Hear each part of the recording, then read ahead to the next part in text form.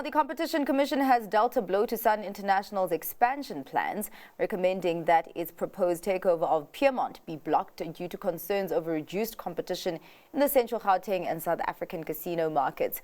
And joining me with further detail on this move is the head of mergers at the Competition Commission, Tamara Mokoka. Thank you so much for your time, Tamara. Now, firstly, from a consumer perspective, what is the view of the Competition Commission in terms of how more concentration in the casino market could filter down? Good afternoon to you and to your viewers, and thank you for the question. So I think to start off, this is an already concentrated market. Basically, most of the licenses prior to the merger were shared between three groups.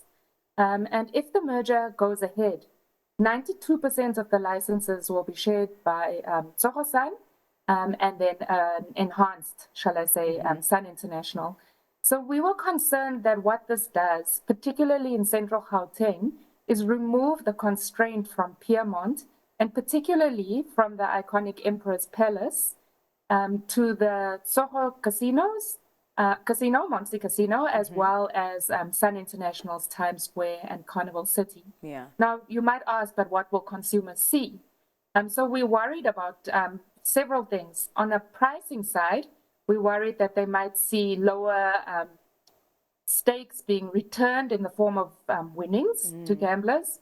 But from a non-price side, we're also worried that there might be fewer kind of promotions, less investment in the quality of services, etc., because you are removing that competitive constraint offered by the third player. Tamara, I mean, you talk about these casino licenses. Does that also mean that, you know, barriers to entry are quite high in this market, and that reducing the concentration could make it even harder for new entrants in this market?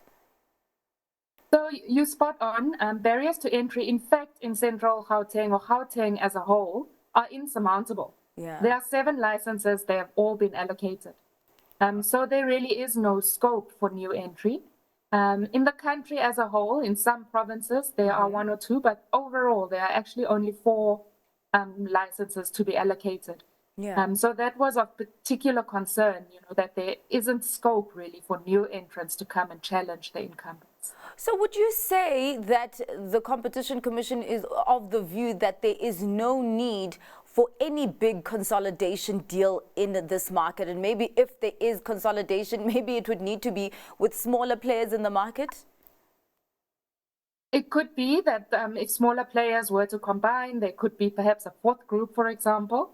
But, you know, it does depend. In Central Gauteng, there was a particular concern because the merger would have reduced the number of players from 3 to 2. The dynamics could be different elsewhere.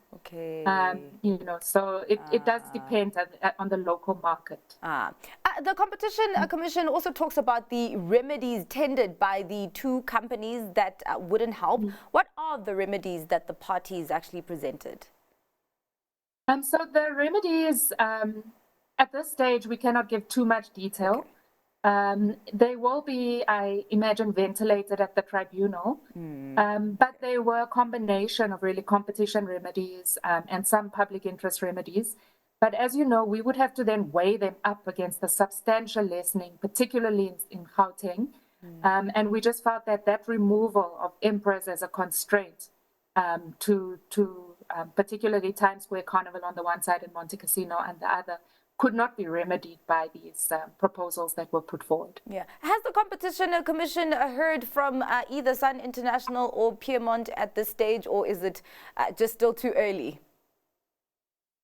So there is still another step in this process, right? So the Commission is the investigative body. We will hear from them at the tribunal. So essentially all of us have to go and state our case at the tribunal. They'll assess the Commission's case on its merits, they'll assess the submissions from the merger parties, and they would come to a decision then on this matter. What are the timelines on this? Usually in contested mergers, they do take longer than ones that are, you know, agreed between the parties. But I would say once the tribunal sets it down, they're usually quite efficient in the hearing process, and there would probably be about 30 business days worth of, shall I say, lag between the time that it starts and the time that it concludes. The question that remains outstanding is whether any market participants would also want to participate in the hearings before the tribunal, and that usually adds, some time. But once we sit down for hearings, it would probably be about 1 to 2 weeks of solid hearing, and then when it concludes, the tribunal makes a decision within 10 days. All right. Well, thank you so much for your time and just, laying down the table on the recommendation that the Competition Commission has made in terms of the proposed acquisition of Peermont by Sun International. That was head of mergers at the Competition Commission, Tamara Mokoka.